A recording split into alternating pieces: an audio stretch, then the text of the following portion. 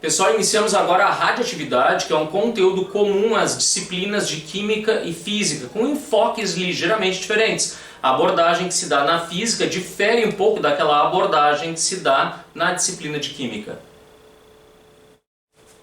A radioatividade, ou a emissão de radiação feita por núcleos instáveis, é um processo nuclear. O que significa isso? Acontece dentro do núcleo, por causa de instabilidades ou brigas internas entre os prótons e os nêutrons. Núcleos muito massivos ou com excesso de energia são considerados instáveis ou radioativos. Na busca da estabilidade, eles vão emitir espontaneamente matéria ou energia para diminuir essas brigas internas entre os constituintes do núcleo. Então a emissão de radiação primeiro acontece dentro do núcleo e é um processo espontâneo. A emissão é uma busca natural pela estabilidade do núcleo.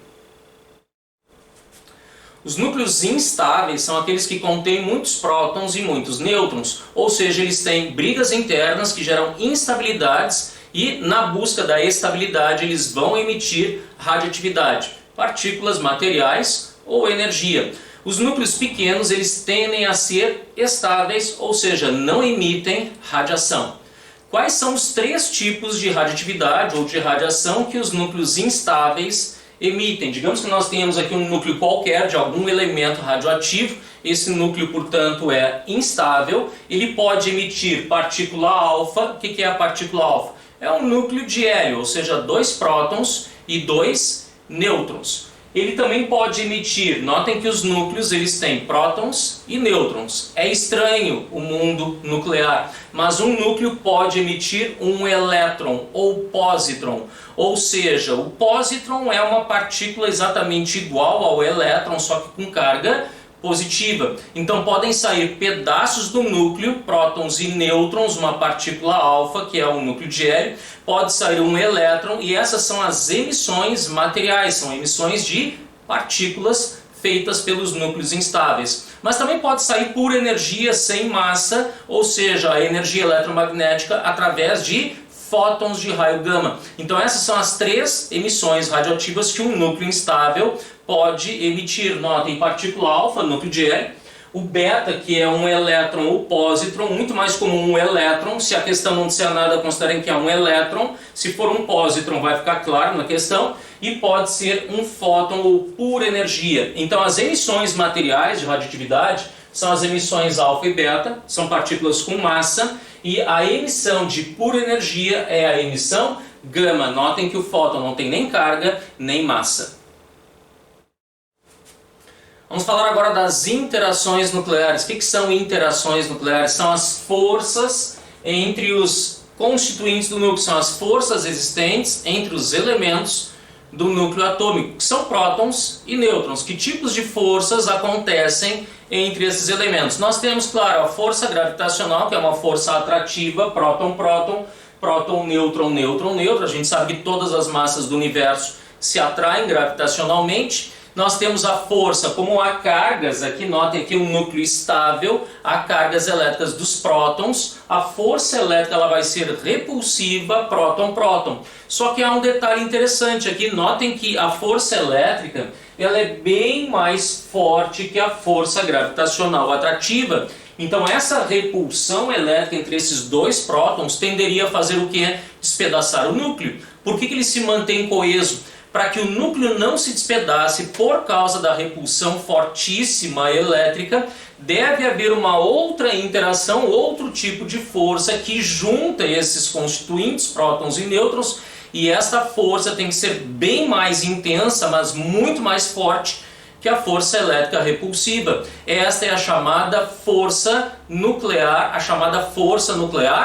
forte, que mantém o núcleo unido, que mantém o núcleo coeso. Notem que essa força nuclear, que é atrativa entre todos os constituintes, ela é atrativa próton-próton, próton-nêutron e nêutron-nêutron. Essa força tem que ser muito mais intensa, como eu disse, que a força elétrica, para manter as partículas unidas. Então temos um terceiro tipo de interação, a força nuclear forte, que é muito, mas muito mais forte que a força repulsiva elétrica, e esta força é responsável por manter esses elementos unidos. Ela é extremamente forte, mas há uma condição para ela ter essa intensidade muito maior que a força repulsiva elétrica. Ela só consegue vencer a repulsão elétrica para curtíssimas distâncias, para elementos nucleares muito próximos, e é por causa disso que há a instabilidade em núcleos muito massivos. A força nuclear só consegue vencer a repulsiva elétrica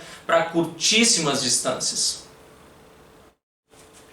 Então a condição para que um núcleo se mantenha coeso e não se despedace pela repulsão elétrica entre os prótons dentro do núcleo, tem que haver essa força nuclear atrativa entre todos os constituintes, que deve ser muito mais intensa que a repulsiva elétrica. E essa força nuclear atrativa quem mantém os constituintes, os elementos do núcleo, coesos, unidos. Agora, notem que essa força só vai vencer a repulsiva elétrica para curtíssimas distâncias, para distâncias extremamente pequenas. Então, se nós temos um núcleo pequeno, como esse aqui, dois prótons bem próximos um ao outro, notem que a força elétrica repulsiva é vencida de longe pela força nuclear atrativa. Então, esse núcleo mantém uma estabilidade, ele está coeso.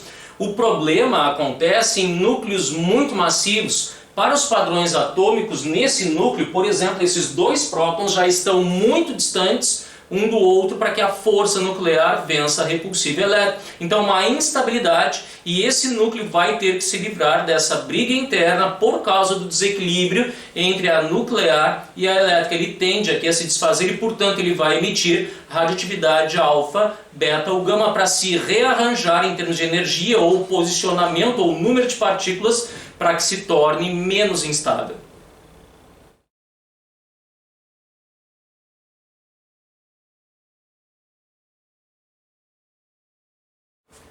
Agora nós detalhamos em termos de massa e carga essas três emissões radioativas. Lembrando que os núcleos instáveis podem emitir radiação alfa, que é um núcleo de hélio, radiação beta, que se a questão não disser nada, considera como sendo um elétron, pode ser um pósitron também, mas a emissão de pósitron eu vou falar em momento adequado. E essa emissão radioativa dos núcleos pode ser uma emissão gama, que é um fóton.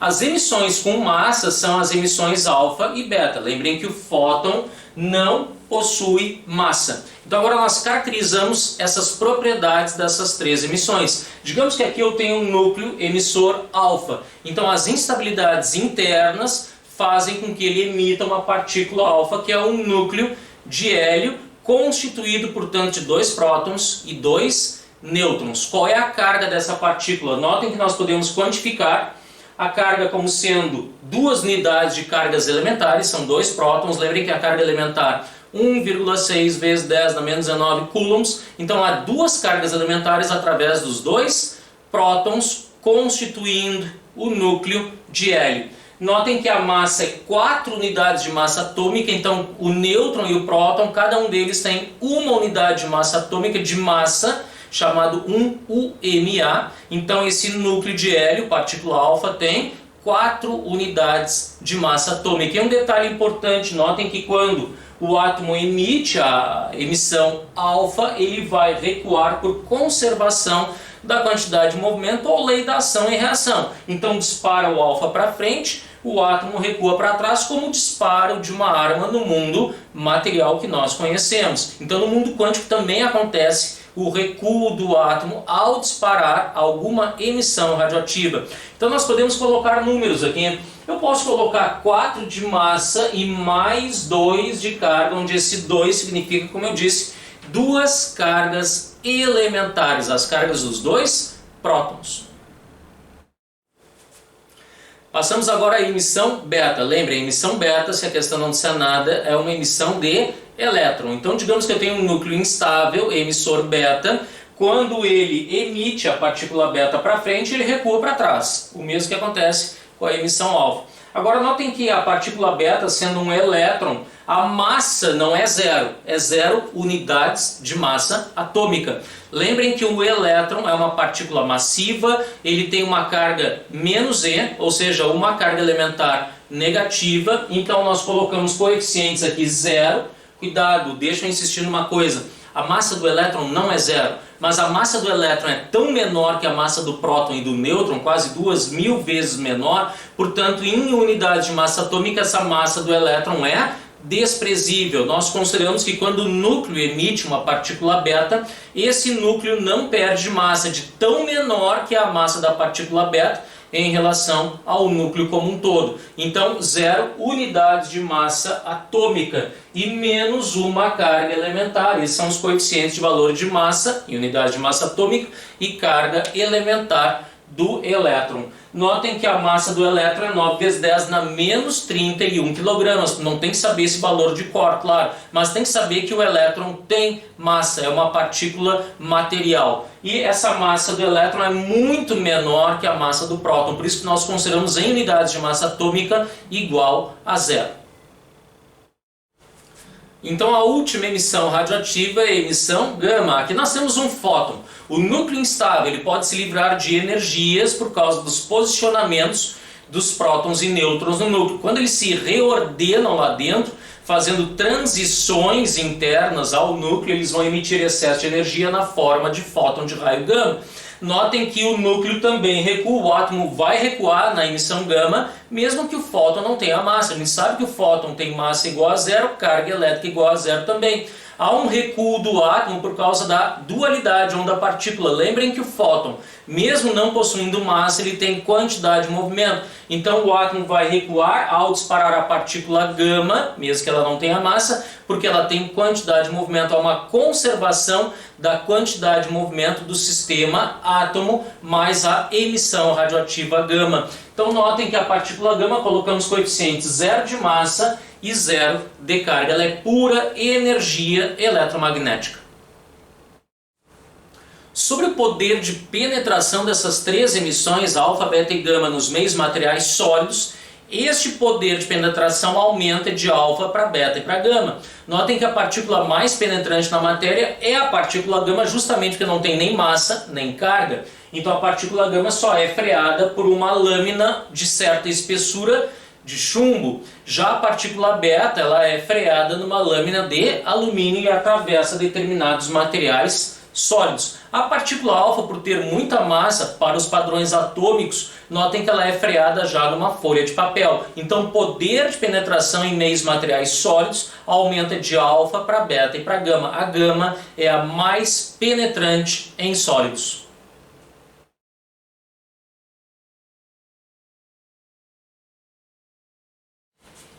Agora nós abordamos as leis das emissões alfa e beta, que são as emissões em que o núcleo instável, emissor de radiação, sofre o processo de transmutação. Quando ele emite partículas alfa ou beta, ele muda para um outro núcleo, para um outro elemento da tabela periódica, menos instável do que era antes de emitir a radiação. Nas leis da radiação alfa e beta, nós temos uma equação com uma soma constante dos coeficientes dos termos associados a esse tipo de emissão radioativa. Lembrem que a emissão radioativa alfa, a partícula alfa, que é um núcleo de hélio, tem 4 unidades de massa atômica e 2 cargas positivas. As partículas beta, agora nós vamos ter que abordar a emissão beta positiva e a emissão beta negativa. A mais comum delas, a emissão beta negativa, é um elétron, 0 unidades de massa atômica e menos 1 de carga. Pósitron, emissão beta positiva, 0 unidades de massa atômica e uma carga elementar positiva, a carga da partícula beta positiva. Iniciamos pela lei da emissão alfa. Quando um elemento X, de número de massa A e número atômico Z, instável, emite uma partícula alfa, ele se transforma num novo elemento Y menos instável do que X. Na emissão radioativa, em qualquer reação de emissão radioativa, tem que haver um somatório constante dos coeficientes dos elementos nos dois lados da reação. Então, se nós temos um elemento X instável, número de massa A e número atômico Z, ao emitir a partícula alfa, que tem 4 unidades de massa atômica e 2 prótons, este elemento Y, que veio da transmutação do elemento X ao emitir a emissão alfa, esse elemento Y vai ter 4 unidades de massa menos e 2 prótons a menos em relação ao elemento X. Uma reação de exemplo aqui, o rádio transmuta-se em radônio quando emite a partícula alfa. Notem que o rádio 22688, ao emitir 4,2 da partícula alfa, ele perde 4 unidades de massa atômica e 2 prótons. O radônio, portanto, tem massa 222 e número de prótons igual a 86. Aqui nós percebemos o rádio transmutando-se em radônio ao emitir a partícula alfa, e percebam que as brigas internas, ou seja, a instabilidade, reduz com a emissão radioativa. Toda emissão radioativa alfa ou beta, que é a emissão de carga, massa ou as duas coisas, vai provocar o que pode se chamar de transmutação desse núcleo original. Então aqui nós temos o elemento X, rádio 226, transmutando-se em elemento Y, radônio 222. Esse elemento novo da transmutação de X pela emissão alfa tem 4 unidades de massa atômica a menos e 2 prótons a menos. Nas montagens das reações de emissão nuclear, notem que a soma dos coeficientes, como eu já disse, tem que dar uma constante. A menos 4 mais 4 dá A e Z menos 2 mais 2 dá Z. Em toda emissão radioativa tem que haver um equilíbrio da soma dos coeficientes dos dois lados da expressão da montagem desta reação. Agora é a vez da emissão beta e nós iniciamos pela mais comum delas, que é a emissão de beta negativo, ou seja, o elétron. Na emissão beta negativo, o elemento X transmuta-se em um novo elemento Y, não por perda de massa, mas por causa da carga da partícula beta, que é uma carga elementar positiva. Então vai haver uma mudança no número de prótons dentro do núcleo por causa da emissão beta negativo. Notem que nós temos aqui como exemplo de beta negativo o tório 23490 virando protactínio 23491. Como em qualquer reação de emissão radioativa, o somatório dos coeficientes dos dois lados da reação tem que ser exatamente o mesmo. Então percebam que aqui o elemento Y ele vai ter a mesma massa que o elemento X, porque somado com zero, A mais zero dá A. Então esse elemento Y é um isóbaro do elemento X. Agora, como nós temos menos 1 de carga na partícula beta, o que somado com menos 1 dá Z? Z mais 1. Então esse elemento Y vai ter um próton a mais que o elemento X. Então ocorreu aqui uma transmutação nuclear. Notem que o protactínio é um isóbaro do tório, mas ele tem um próton a mais no seu núcleo. Aqui nós visualizamos o tório transmutando-se em protactínio ao emitir a partícula beta negativo, que é o elétron. Então aqui há uma transmutação do núcleo, tório 23490 vira protactínio 234, portanto o isóbaro do tório, mesma massa, mas um próton a mais, ou seja, 91 prótons no seu núcleo. Notem que nós temos aqui mais uma partícula sendo emitida além do elétron, e tu tem que conhecer essa parte da emissão beta negativo. Surge na emissão por causa da lei da conservação da quantidade de movimento, do recuo do átomo, surge ali uma partícula chamada de antineutrino. Então, para completar esta reação, nós temos ali uma partícula de massa praticamente nula e carga igual a zero, que é o antineutrino, que faz parte da emissão beta negativa. Então o somatório dos coeficientes dos dois lados da reação é o mesmo, mas tu tem que conhecer que na emissão beta tem sempre um antineutrino quando beta for negativo.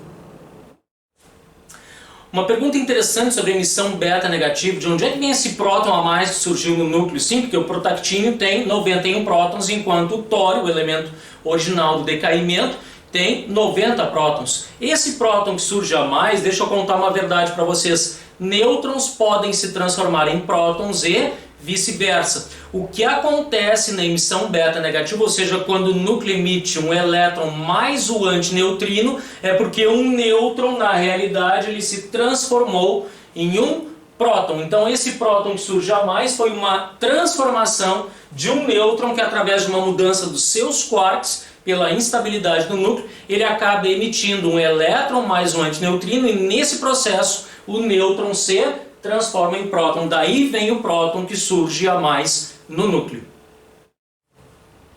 Agora, por fim, nós temos a análise da emissão beta positivo. Lembrando que beta positivo é um pósitron que tem a mesma massa do elétron, mas uma carga elementar positiva. Ou seja, os coeficientes da partícula beta são 0 de massa e mais 1 de carga. Temos aqui um exemplo de uma emissão beta positivo, o magnésio 2312. Quando ele emite um pósitron, ele transmuta-se em sódio 2311. Este sódio, notem, é um isóbaro do magnésio, mas ele tem um próton a menos. Então aqui, para dar uma constância no somatório dos coeficientes dos dois lados da reação, esse elemento Y, ele é um isóbaro de X, que é o elemento original da reação, mas o que somado a mais 1 dá Z? Aqui eu devo ter um elemento Y, Z menos 1. Portanto, vai ter um próton a menos o elemento Y em relação ao elemento original X.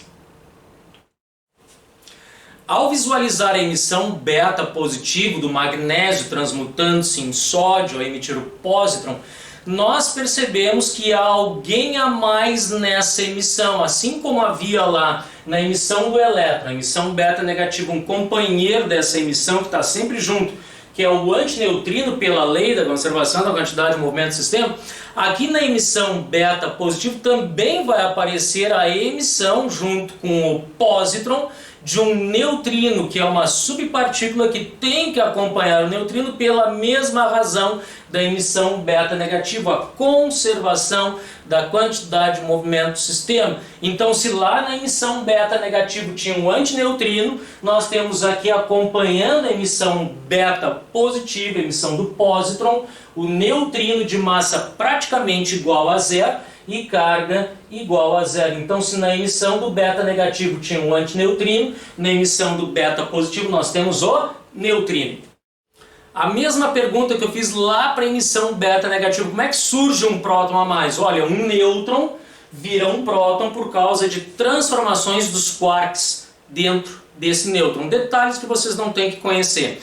Agora eu pergunto mesmo, como é que fica um próton a menos na emissão beta positivo? Porque nesse caso vai acontecer o oposto. Se um nêutron pode virar um próton, o contrário também é verdadeiro. Nessa emissão de um pósitron mais um neutrino, um próton na verdade vira um nêutron. E daí o elemento mantém a massa, mas fica com um próton a menos. Então em toda emissão beta positiva, emissão de pósitron, que vem acompanhada do neutrino, nós temos que um próton vai virar um nêutron.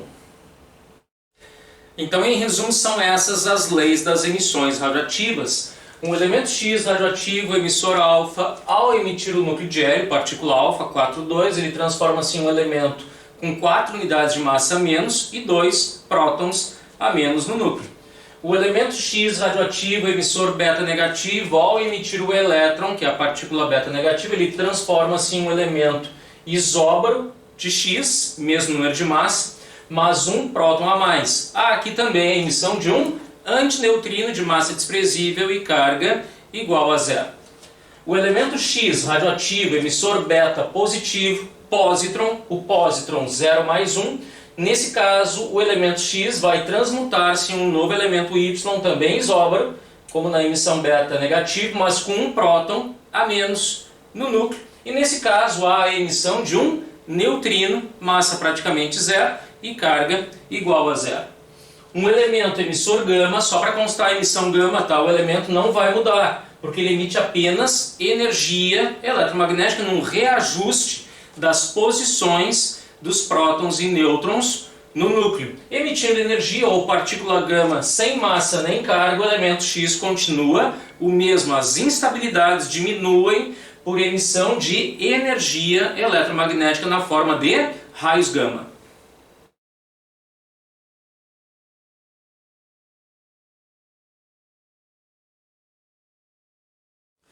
Vamos agora à definição do tempo de meia-vida. Lembrem que nas emissões alfa e beta, os núcleos radioativos decaem para outros elementos. Então nós temos para cada tempo de meia-vida a definição daquele tempo necessário para que uma amostra radioativa perca metade dos seus núcleos originais. Por exemplo, o césio-137, ele a cada 30 anos perde metade dos seus núcleos iniciais. Se eu tenho uma amostra constituída de 100% de núcleos de césio, a cada 30 anos ele vai perdendo metade desses núcleos, porque vai decaindo em outros elementos que também podem ser radioativos. Então eu começo com 100% do elemento original, radioativo, nesse caso aqui o césio, passa-se uma meia-vida eu tenho 50%, outra meia-vida, 30 anos no caso do césio, eu tenho 25%, e mais uma meia-vida 12,5% e assim por diante. Notem que então o número de átomos radioativos ou de núcleos radioativos na amostra inicial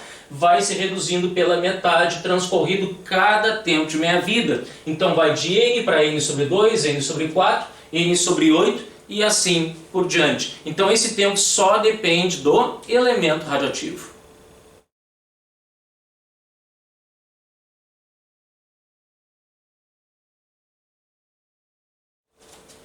Esse gráfico ilustra a chamada curva de decaimento, ou seja, a redução da porcentagem de núcleos radioativos em função do número de meias-vidas transcorrido. Notem que essa curva mostra a redução da porcentagem. Tu começa lá com 100% do elemento inicial presente na amostra, transcorrida uma meia-vida tu tem ainda 50%, em 2 meias-vidas tu tem 25%, em 3 meias-vidas 12,5%, lá em 4 meias-vidas vão restar 6,25% e assim por diante.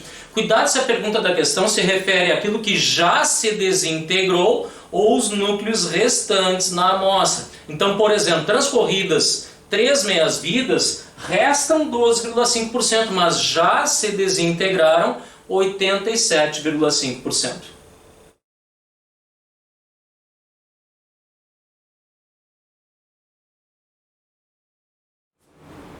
Questão 50 sobre a conversão de matéria em energia, a equação de Einstein é igual a mc². Essa equação diz o seguinte: corpo de massa m tem energia mc². Pronto. Processos quânticos em que há variação de massa por causa da liberação de energia, eu posso calcular essa energia liberada, como na fissão e fusão, por ΔM, a mudança de massa, a redução de massa, multiplicada pela velocidade da luz elevado ao quadrado. Agora vamos às frases ou afirmativas dessa questão. Na reação de fissão do urânio 235, a soma das massas das partículas reagentes é maior que a soma das massas das partículas resultantes. Tanto no processo de fissão quanto no processo de fusão, ocorre que há uma massa final menor que a inicial por causa da conversão de matéria em energia. Se no processo tu libera energia, a massa nesses processos tem que reduzir, portanto a massa dos reagentes tem que ser maior que a massa dos produtos, ou seja, a massa final é menor que a massa inicial. Então a frase 1 está correta, diminui a massa no processo de fissão porque há energia liberada. Frase 2. Na reação nuclear de fusão de um próton e um nêutron para formar o deuteron, a soma das massas das partículas reagentes é menor do que a soma ou a massa da partícula resultante. Incorreto. O mesmo que acontece na fissão acontece na fusão. Libera energia, então a massa dos reagentes tem que ser maior que a massa dos produtos. Então a partícula resultante vai ter menos massa que as partículas reagentes, ou seja, essa soma aqui dos reagentes tem que ser maior em massa do que da partícula resultante, portanto está errado o menor aqui. Errada a frase 2. Frase 3. A irradiação contínua de energia eletromagnética pelo Sol provoca uma diminuição gradual da massa solar. Sim, o Sol irradia gigantescas quantidades de energia e ele está, pelo processo de fusão, fazendo conversão dessa matéria em energia radiante. Ou seja, certo, aqui vai reduzir a massa do Sol, a frase 3 está correta, o que nos dá aqui 1 e 3 corretas, a letra E.